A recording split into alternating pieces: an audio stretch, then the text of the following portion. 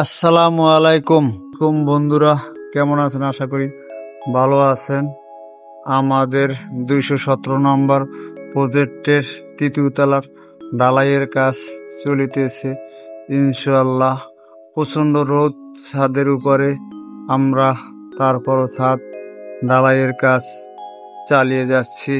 ইনশাআল্লাহ সঠিকভাবে ভাইব্রেটর মারা হচ্ছে কিনা তা আমরা দেখতেছি, এবং আমাদের ইঞ্জিনিয়ারগণ আছেন।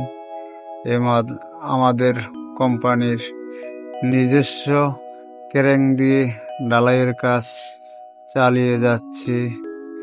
ইনশাআল্লাহ এই রৌদ্রের ভিতরেও আমরা লিফটের ভিতর থেকে ক্রেন বসে ঢালাইয়ের কাজ করতে আছি, যাতে জনগণের কোনো ক্ষতি না হয়।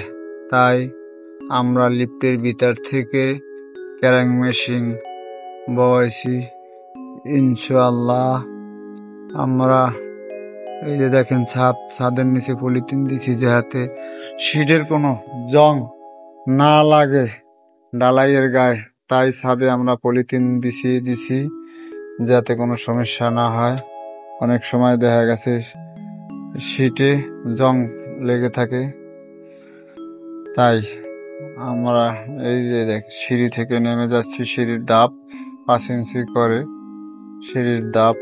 আমরা দেখেন নিচের কাঠ বাঁশ সব নতুন, আমরা এক সেট নতুন কাঠ বাঁশ দিয়েছি। এই বিল্ডিংটা 7 তলা হবে, যাতে কোনো সমস্যা না হয়। তাই কাঠ, প্লেন শিট সব নতুন এক সেট মাল দিয়ে আমরা কাজটা করতে আছি। নির্মাণ শ্রমিকদের হাতের ছোঁয়ায় উন্নয়নশীল কাজ। এই দেখেন পলিথিন দেওয়ার পর ছাদের ফিনিশিং কত সুন্দর দেখা যায়। পলিথিন দেওয়ার কারণে ছাদের ফিনিশিং অনেক সুন্দর।